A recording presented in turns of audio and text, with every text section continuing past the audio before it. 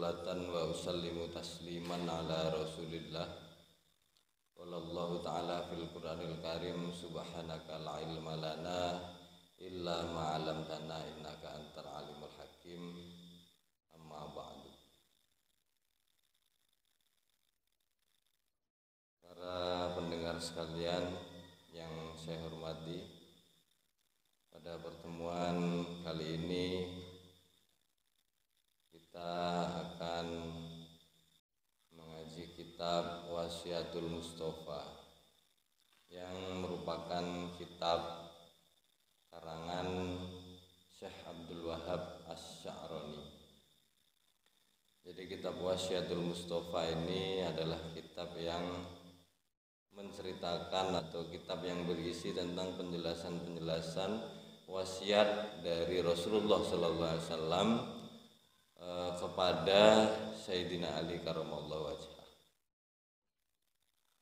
Namun sebelum itu, mari sama-sama kita hadiah Fatihah untuk beliau alif hadzal kitab. Kemudian kita sama-sama memulai pembacaan kitab Wasiatul Mustafa ini selama insyaallah 20 hari ke depan selama bulan Ramadan, meskipun dalam keadaan yang ya bisa dibilang darurat, karena saat ini seluruh elemen di negara ini sedang berupaya sepenuhnya untuk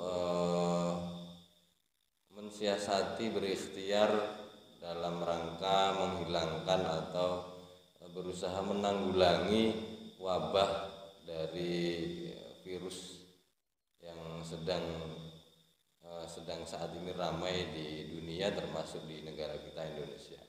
Semoga kita semua senantiasa diberikan kesehatan, diberi perlindungan oleh Allah.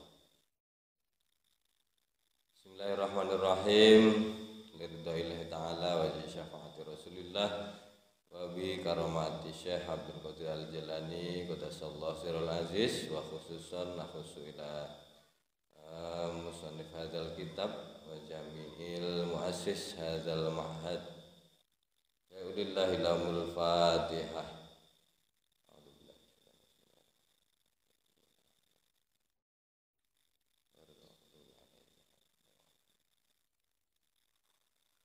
Bismillahirrahmanirrahim. Bismillahi ngawiti ngaji sapa ingsun kelawan nyebut asmane zat yaiku Allah Ar-Rahmani kang maha welas asih ing dalem donya lan akhirat, Ar-Rahimi tur maha welas asih ing dalem akhirat bloko. Alhamdu tawi sekabehane puji iku lillahi keduwe Gusti Allah Rabbil alamina kang mengerani wong alam kabeh. Wassalatu tawi tambahi rahmat azim wassalamu lan rupa keselamatan iku ala sayyidina mugi tetep ing dalem Gusti kita Muhammad wa ala alihi wa sahbihi ajma'in. Bismillahirrahmanirrahim. Alhamdulillah utawi sakabehane puji.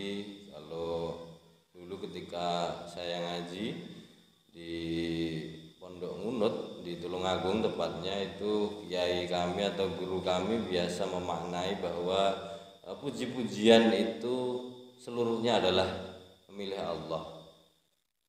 Puji-pujian apa saja? Yang pertama adalah qaddim, pujian qaddim alal qaddim, jadi pujian dari Allah sebagai zat yang maha terdahulu kepada dirinya sendiri.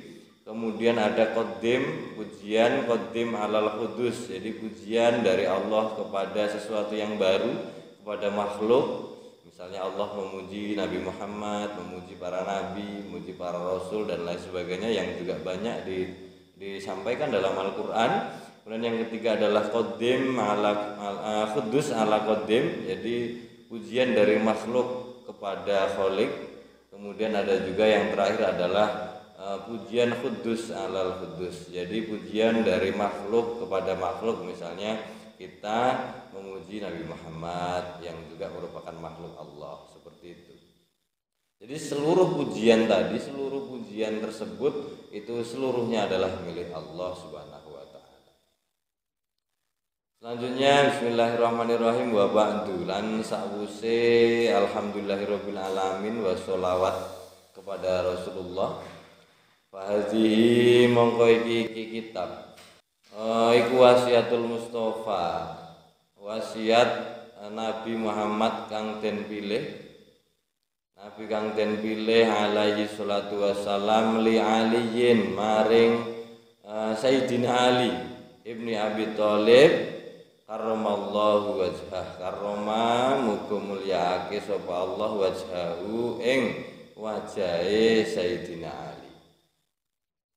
Ola ngendika sapa Ali,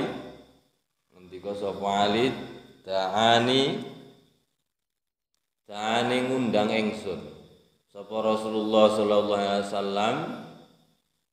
Fa khalautu mongko persepen ingsun, mongko nyepi ingsun mahu sartane Nabi Muhammad fi manzilihi ing daleme Nabi, di dalam rumahnya Nabi.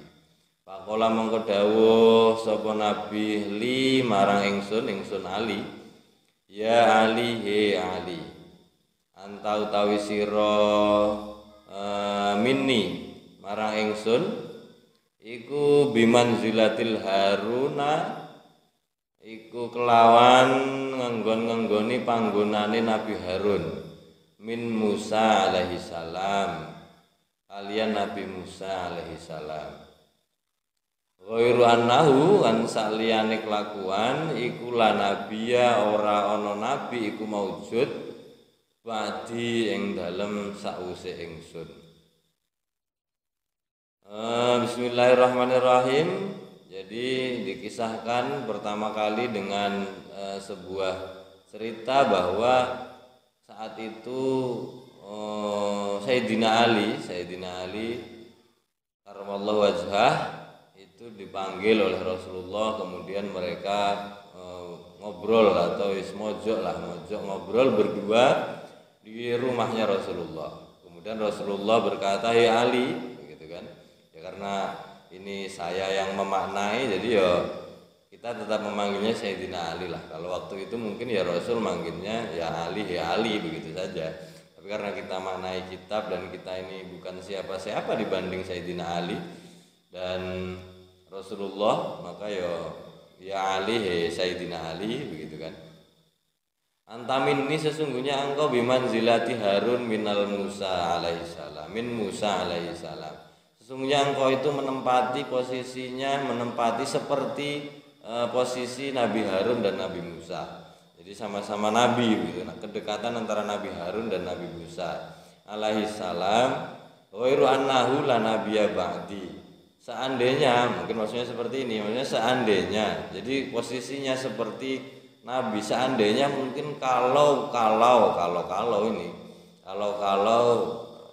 seandainya setelah Nabi Muhammad itu ada Nabi, mungkin adalah Sayyidina Ali lah mungkin yang akan diangkat menjadi Nabi. Tetapi karena memang tidak ada, karena Rasulullah adalah Nabi yang terakhir, maka posisinya seperti dekatnya antara Nabi Harun dan Nabi Musa, dekatnya hubungan antara Nabi Harun dan Nabi Musa, seperti itu juga dekatnya hubungan Rasulullah dengan Sayyidina Ali. Jadi seperti itu. Kemudian selanjutnya Bismillahirrahmanirrahim. Jadi kenapa kita penting membahas kitab ini ya? Karena memang dalam banyak riwayat kita pernah mendengar bahwa ana madinatul ilmi wa ali babuha. Kalau saya ini adalah kata Rasulullah, saya ini adalah kotanya ilmu. Jadi kalau ilmu itu kotanya Rasulullah, maka Sayyidina Ali ini adalah pintunya. Jadi untuk mendapatkan ilmu, untuk masuk ke sebuah kota yang berisi ilmu begitu kan, maka kita harus melalui Sayyidina Sayyidina Ali. Maka tidak heran kita bahwa memang Sayyidina Ali ini termasuk salah satu sahabat Rasulullah yang tergolong paling cerdas di antara sahabat-sahabat yang lain. Karena memang Rasulullah menyatakan seperti itu, bahwa seakan-akan apabila aku ini adalah Rasulullah, aku ini adalah Rasulullah, itu adalah kotanya ilmu, maka pintu gerbangnya adalah Sayyidina Ali. Maka penting kita mengetahui tentang sejarah atau wasiat-wasiat kisah yang disampaikan dalam kitab Wasiatul Mustafa ini, tentang wasiat atau pesan-pesan Rasulullah kepada Sayyidina Ali. Kemudian selanjutnya bismillahirrahmanirrahim. Ini usika, ini saat temen ingsun iku usika wasiat ingsun Rasul, berarti ya.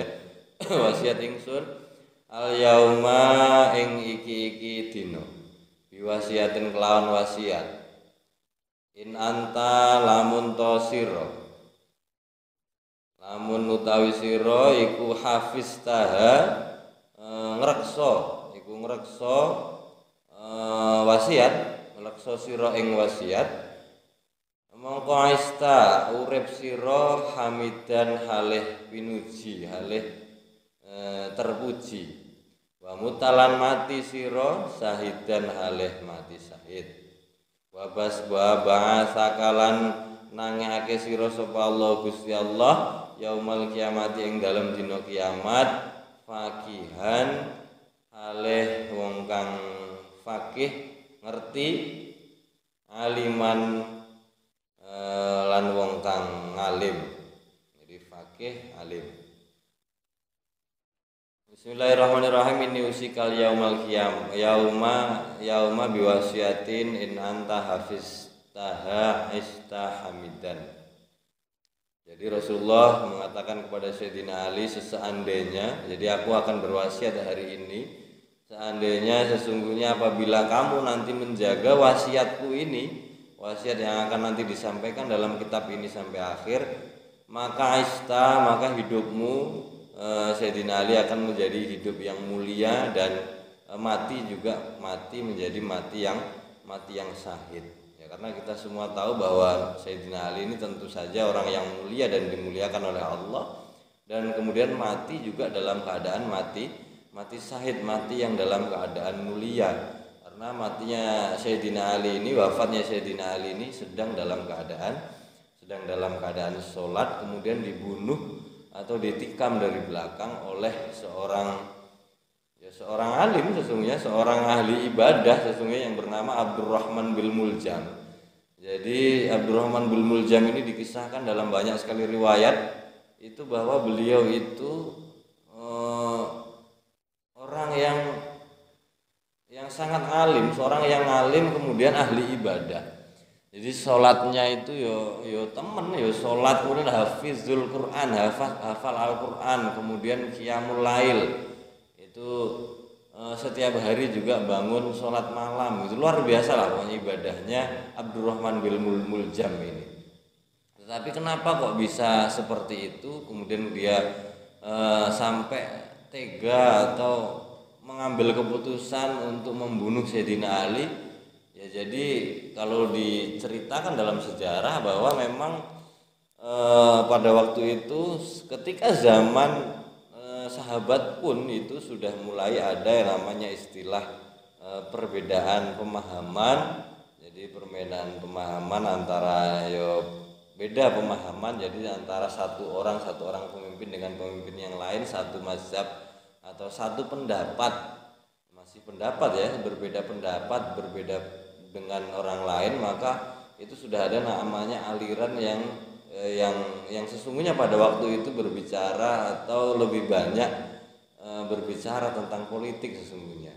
Jadi sampai membuat seseorang menghalalkan darah orang lain yang tidak sependapat dengan dia, yang mereka sebut dengan istilah kafir malahan, begitu ya. Jadi Sayyidina Ali ini karena tidak sependapat pada waktu itu dengan sahabat yang lain, begitu termasuk golongannya Abdurrahman bin Muljam ini, kemudian rela menghalalkan darahnya Sayyidina Ali, kemudian pada akhirnya dibunuh dalam keadaan sedang sholat, begitu ya. Jadi memang awal mula dari sejarah kaum takfir ya, orang yang terbiasa mengkafirkan orang lain karena alasan perbedaan pendapat. Makanya hari ini sudah tidak mengherankan apabila ada kelompok-kelompok tertentu yang mengatasnamakan Islam, kelompok-kelompok yang kelihatannya hafal Quran, ibadahnya bagus begitu kan, tetapi sebagaimana hadis Rasulullah bahwa mereka itu hanya membaca Quran tidak lebih dari kerongkongannya saja. Maka ya sampai hanya karena perbedaan pendapat yang tidak seberapa sampai berani atau berkesimpulan mengambil sikap untuk menghalalkan darah orang lain yang tidak sependapat. Jadi itu yang biasanya sekarang sih disebut dengan istilah khawarij atau neo khawarij, atau ya yang sering disebut ini kaum takfiri lah, rombongan-rombongan orang yang gampang sekali mengkafirkan orang lain karena beda pendapat. Apalagi kemarin beberapa waktu lalu yang ketika ribut-ribut persoalan pilpres itu luar biasa sekali permasalahan tentang perbedaan pendapat. Tapi ya sudahlah, kita sekarang kan sudah melewati masa-masa itu. Sekarang semua orang kembali rukun begitu. Sekarang ini semua rukun karena ada musuh yang sama, sedang menghadapi musibah yang sama, yaitu bahkan semua negara sekarang ini berbondong-bondong. Yang dulunya perang dingin nggak selesai karena ada wabah ini. Jadi sekarang pada berbondong-bondong bersatu semuanya mengatasi musuh yang sama, mengatasi masalah yang sama di negaranya masing-masing, termasuk di Indonesia. Jadi seperti itu. Bismillahirrahmanirrahim. Jadi kalau kita bisa menjaga wasiat Rasulullah kepada Sayyidina Ali ini, tentu saja untuk kita semua, bukan hanya untuk Sayyidina Ali saja. Karena ya kita semua sebagai umat beliau tentu harus meniru, melaksanakan tindak lampah, tindak tanduk dari para teladan kita, termasuk Rasulullah, terutama Rasulullah Shallallahu Alaihi Wasallam. Kemudian Bismillahirrahmanirrahim, ya Ali. Ini wasiat yang pertama. Ya Ali, hei Ali. Itu kalau Nabi manggil ya. Kalau kita ya hei Sayyidina Ali begitu kan, biar ada adabnya dengan Sayyidina Ali. Man akala mangan sapa man halala ing panganan kang halal iku sofa bersih atau bening apa dinu agamane man. Waroko lan tipis apa kalbuhu atine man. Walam yakun lan ora iku kedue man lidakwatihi dongane man apa hijabun aling-aling. Sayyidina Ali, barang siapa yang memakan makanan yang halal, maka agamanya bening atau bersih, ya bening lah. Bening, kemudian rokok tipis, kolbuhu artinya tipis itu ya lembut begitu, lembut hatinya, mudah diajak ibadah gampang, dinasihati gampang, diajak berbuat baik gampang begitu kan. Itu rokok kolbu. Walam yakun lidakwati, dan tidak ada kepada doanya itu tidak ada selain tidak ada ijabnya. Jadi doa orang yang makan makanan halal itu doanya mustajab, artinya tidak ada hijabnya antara doanya dengan Allah. Karena ya Allah berjanji dalam Al-Qur'an, ud'uni astajib lakum begitu kan. Jadi orang ya salah satu caranya supaya doa kita diijabah oleh Allah, dijawab oleh Allah, dikabulkan oleh Allah, ya salah satunya adalah dengan cara memakan makanan yang halal begitu okay. Kemudian selanjutnya ya Ali, bismillahirrahmanirrahim, ya Ali, ya Sayyidina Ali. Man utawi sapane wong iku akal lamangan sapa man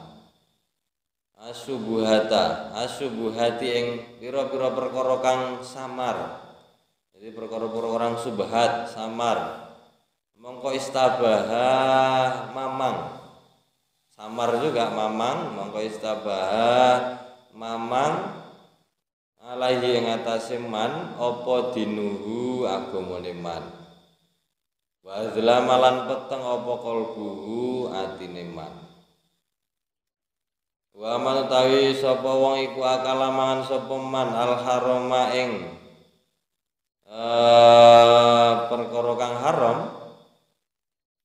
mata mengko mati apa kalbuhu atine man wa khofalan remeh atau enteng apa dinuhu agamane man wa dhaufalan apes apa yakinuhu lemah ya lemah wa dhaufalan apes lemah apa yakinuhu keyakinane man wa hajibalan ngaling-ngalingi sapa Allah Gusti Allah dakwatahu ing dungane man wa qalat lan titik kidik apa ibadatuhu ibadahe man.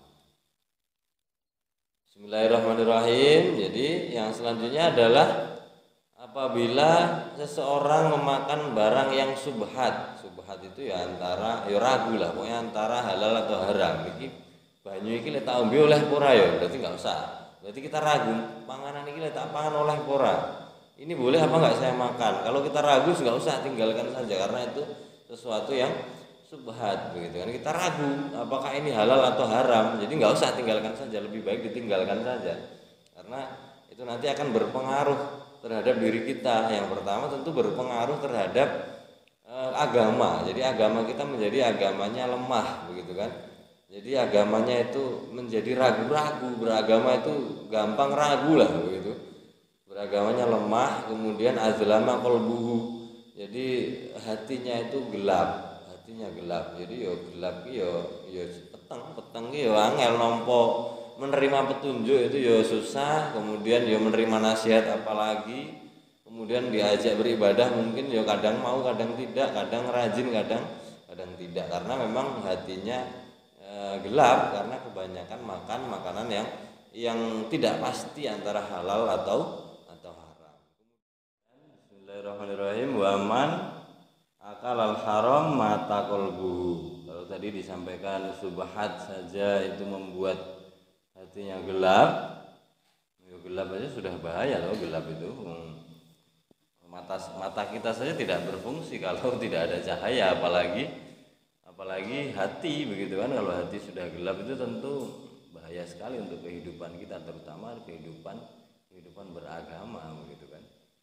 Maka ya dihindari betul lah makanan-makanan yang subhat begitu ya.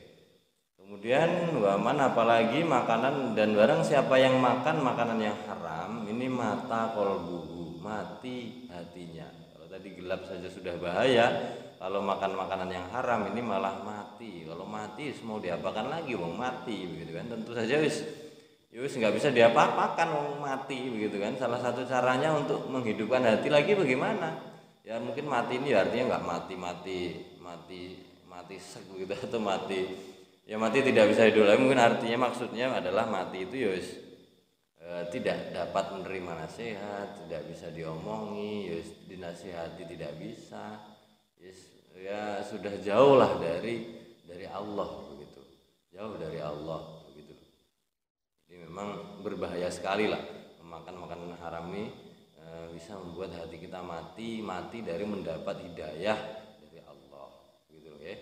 Kemudian cara menghidupkannya bagaimana ya? Kalau misalnya memang kita sudah terlanjur pernah memakan makanan yang haram, kemudian ya salah satu caranya tentu saja dengan memperbanyak istighfar dan bertaubat dengan sungguh-sungguh, kemudian banyak mengamalkan, membaca, mengingat Allah dengan amalan-amalan kalimat thayyibah, dengan berzikir dan lain sebagainya, dengan harapan zikir yang banyak, ingat Allah yang banyak itu dapat membersihkan hati kita, menghidupkan kembali hati kita yang mati lantaran kita pernah memakan makanan yang haram gitu kan. Tentu saja dengan catatan kita harus melakukan bertaubat dengan sesungguh hati, dengan sungguh-sungguh, taubatan nasuha begitu ya. Supaya tidak kembali mengulangi pekerjaan atau memakan makanan yang yang diharamkan oleh Allah. Jadi haram sendiri ini kan ada bagiannya. Artinya haram itu ada dua. Haram itu ada haram lidzati. Jadi haram memang aslinya barangnya haram. Jadi misalnya babi begitu kan haram. Ya aslinya memang babi itu diharamkan oleh Allah. Jadi memang asli haram. Asli barangnya barang haram. Kemudian berarti memang zatnya. Jadi memang barangnya itu barang haram. Kemudian ada satu lagi haram li sababi, karena sebabnya. Jadi misalnya kita makan nasi atau tahu atau tempe atau makanan-makanan yang biasa kita makan atau ayam gitu kan. Ayam kan aslinya halal, tetapi karena didapatkan dengan mencuri misalnya, atau mencuri atau uang yang dipergunakan untuk membeli ayam itu adalah uang hasil curian atau uang haram, uang riba misalnya, atau uang yang pokoknya haram lah caranya gitu kan. Kemudian dibelikan ayamnya dimakan, tentu menjadi ayamnya tetap halal, tapi jadinya haram karena sebab mendapatkan ayamnya dengan cara-cara yang tidak halal, dengan cara yang haram gitu nggih. Jadi itu hatinya mati. Wa khafadinu, dan remeh atau enteng. Ya remeh, agamanya lemah begitu, Jadi gampang diombang-ambingkan keyakinannya. wa dhaufa yaqinuhu, keyakinannya lemah. Jadi misalnya diajak gini mau, tidak punya pendirian, susah. Kalau orang sudah tidak punya pendirian susah. Jadi lemah lah, agamanya lemah. Kemudian tidak punya keyakinan yang kuat, terutama keyakinan terhadap Allah, itu sudah bahaya sekali gitu ya. Wa hajiba, dan dialing-alingi, ada ijab begitu, dialing-alingi ini apa bahasa Indonesia ini?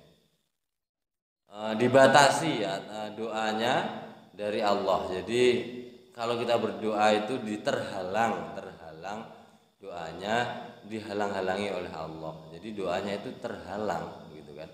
Doanya terhalang. Jadi mau berdoa siang malam sampai jungkir walik pun, kalau kita sering makan makanan haram dan hati kita sudah mati karena itu, maka doa kita itu menjadi tidak sampai, tidak diijabah oleh Allah, karena memang Allah sendiri yang menghalangi doa.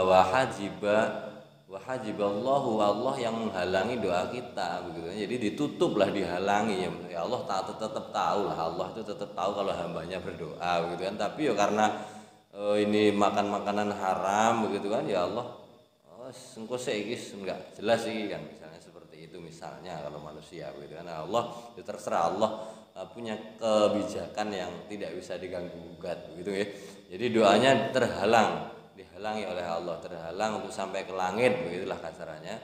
Kemudian waqalat ibadatu, dan ibadahnya tentu saja sedikit, karena orang yang hatinya keras, agamanya lemah, tentu saja ya diajak pengajian males, diajak ngaji ya rate mangkat. Kemudian zakat apalagi, karena kita banyak juga tahu orang yang orang yang kaya tapi mungkin salah satu atau beberapa hartanya itu tercampur dengan barang-barang yang haram. Jadi meskipun kaya itu tidak atau belum mau untuk mendaftar haji misalnya, atau tidak membayar zakat mal yang sesungguhnya sudah mencapai nisab misalnya. Ya mungkin salah satu penyebabnya adalah adanya harta atau makanan-makanan kita yang tercampur dengan barang-barang haram. Maka melalui pertemuan ini kami sama-sama menghimbau kepada diri kami sendiri dan kepada seluruh para pemirsa yang sedang mendengarkan pengajian ini,